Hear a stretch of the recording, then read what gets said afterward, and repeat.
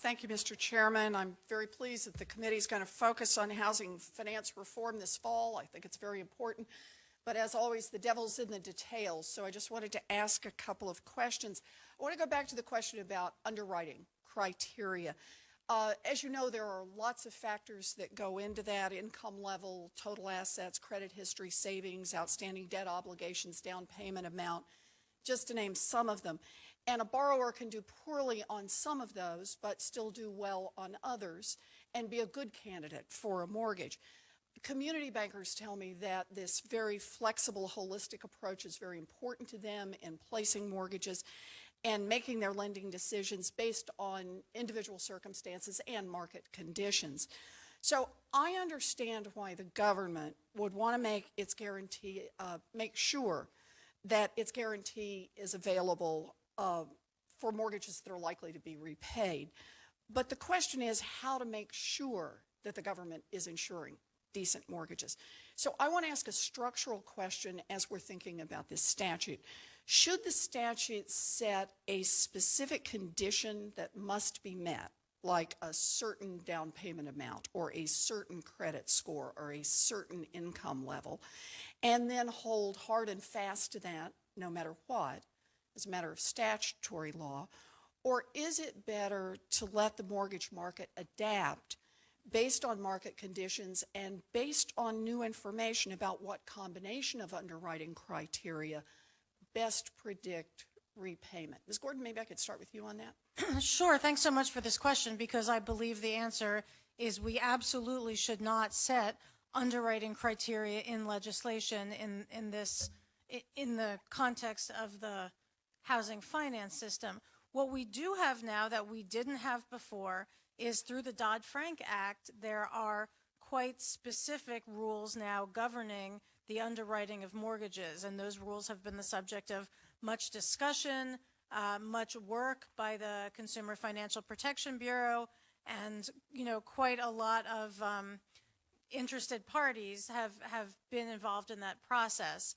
And while not all of us agree with every part of the way the rules came out, those rules are there now, and they are underpinning that aspect of consumer protection.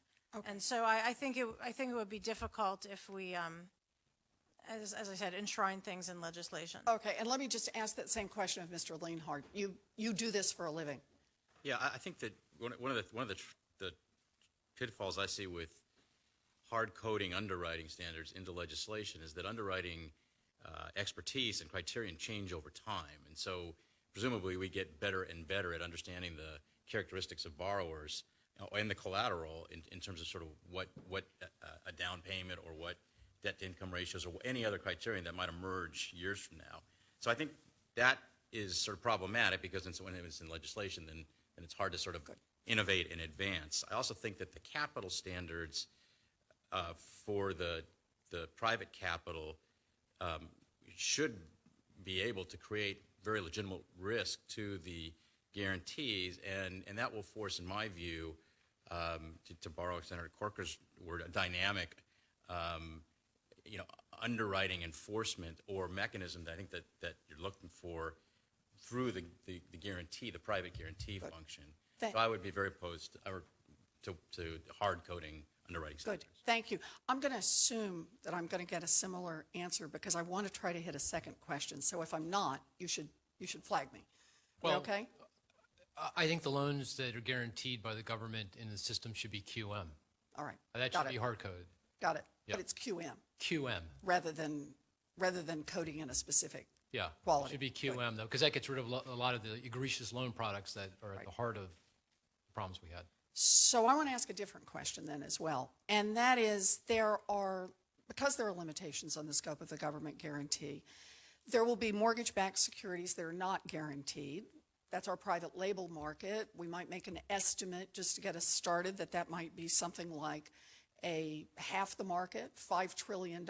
We don't know. I realize it will depend on other factors and likely go up and down. But here's my concern.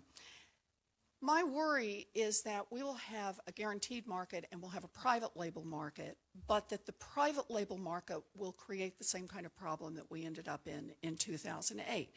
There's no explicit guarantee of the private label market, but if it is so big and so important that the players in the market begin to believe that there is an implicit government guarantee, that in turn will create the problems of moral hazard, of excessive risk-taking, the problems with Fannie and Freddie that got us here in the first place, and all the problems of they scoop up the profits in good times and then leave the taxpayer with the bill in bad times. So I am worried about the question of whether or not we need some government regulation of the non-guaranteed market to ensure that this kind of aggregation of risk does not occur. Dr. Zandi?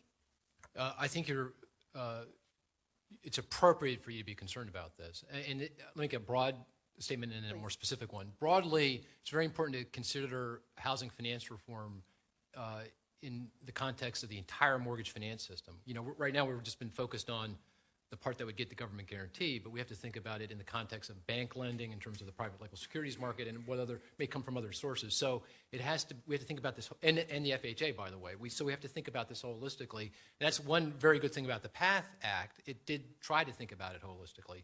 So that's key. So that's a broad statement, and so you're exactly right that we should be focused on this. More specifically, I do think that there should be some levers to address this risk. I do think we have QRM. QRM feels like it's going to be set to QM, but I would argue that QRM and QM they're not coming down from the mount, right? These are things that we can adjust and set in the future if things seem to be going awry, because now regulators are looking at the system looking at in terms of its systemic risk, that this is now a lever we have is the regulators have a lever to change it if we need to. The other thing I would say is that the regulator that we're talking about here in the context of housing finance reform should have broader authority as well to look at the entire system and make some changes if need be. So I'm just making this as an example. You know, I think it might be appropriate that we have a rep and warranty system that is consistent across all lending, so that we don't get that bifurcation in the mortgage finance system. And if you do that, then you can control for this risk right at the root, in the origination process. Now we have to think this through, and I'm thinking out loud for you, and there may be things I'm not thinking about, but I think that's the kind of way I would approach this. Yes. Good. Thank you very much, and thank you for your indulgence, Mr. Chairman. I hope we can pursue this later. Thank you.